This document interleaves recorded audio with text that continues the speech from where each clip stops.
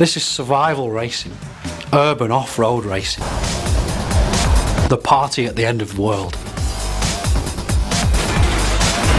This is as rough and rugged as any previous Motorstorm, if not more so.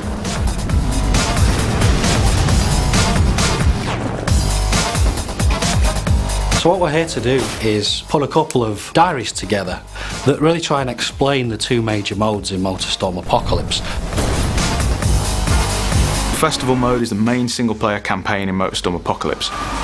You'll race amongst buildings which are falling down around you, on the beaches, down in tunnels and the sewers. In this game, the festival represents a much more story-driven campaign. Every race has a sense of persistence. You go from track to track, and whatever happens in the last race will follow over into the next race. What we've got in Festival are 3 different difficulty levels. They're each driven by a different character. A rookie character, a guy we call the pro, and Big Dog, the veteran. And you race as every character. You don't pick one of them. We've created much more accessible races in the start, and then much more challenging races at the end for the hardcore. So festival mode, we're aiming for probably around 7 to 8 hours of gameplay for a player that's familiar perhaps with racing games. But of course, there's much reason to go back and replay for the festival, because now we have a lot of unlocks and hidden items actually to find within the festival mode. I mean, we're aiming for somewhere in the region of 40 bespoke races, and that's more than we've ever had in the series before. If you play a lot of racing games, you'll know it's really important to be able to learn the track to get better and better at it. So whilst multi-events will play at the same time when you play through the same race, there's a lot of emergent possibilities. So players will experience certain levels of predictability that at least allow them to learn the tracks, but they're never too sure what's going to happen around every corner. Motorstorm has always been about the vehicle classes. We've now got 13 in total, which are 5 new vehicle classes. So you've got all the existing vehicles from the previous games, monster trucks, big rigs, buggies, bikes, etc., which all bring their unique style and handling abilities to the game. We're now introducing vehicles which are a bit more suited to the city. So vehicles like supercars, superbikes, choppers, muscle cars, and even super minis, more European style hot hatches. So they're all present in the game, but they've all been given the Motorstorm treatment. We noticed there was a lot of enthusiasm for taking the game into a city, but we really didn't want to do Motorstorm does urban racing. We wanted to do more than that and be more exciting. You're driving down the sides of skyscrapers, jumping from rooftop to rooftop, going down into the sewers, onto the train lines. This is as rough and rugged as any previous Motorstorm, if not more so. Because we've got all these different vehicle types and different parts of the city that we've created to use, there's a very different feeling between racing, say, a muscle car around the streets of downtown and racing a buggy down through the beaches and the parks.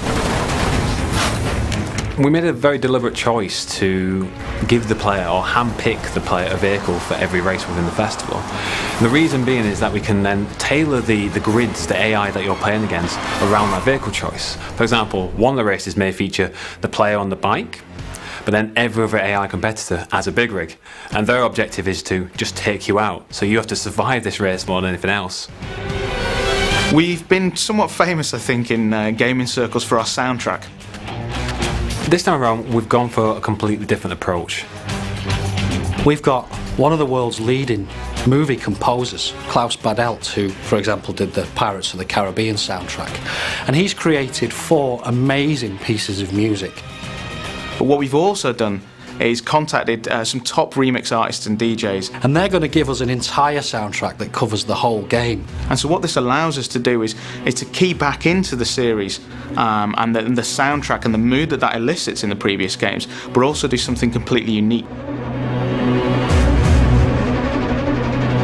We used to get a lot of emails from people who really wanted nighttime racing.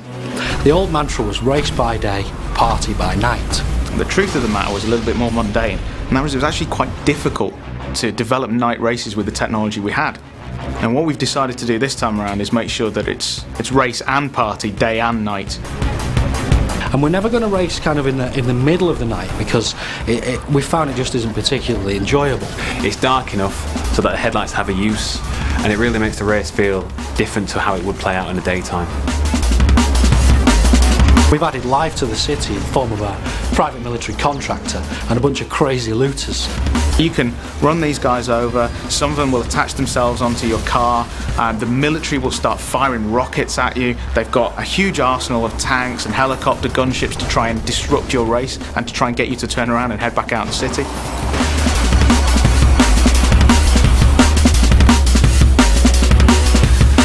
When you play the game, it feels different. It feels like no type of off-road racing experience you've had and no type of urban racing experience that you've had before. They kind of come together really nicely to offer a whole fresh take on this type of experience.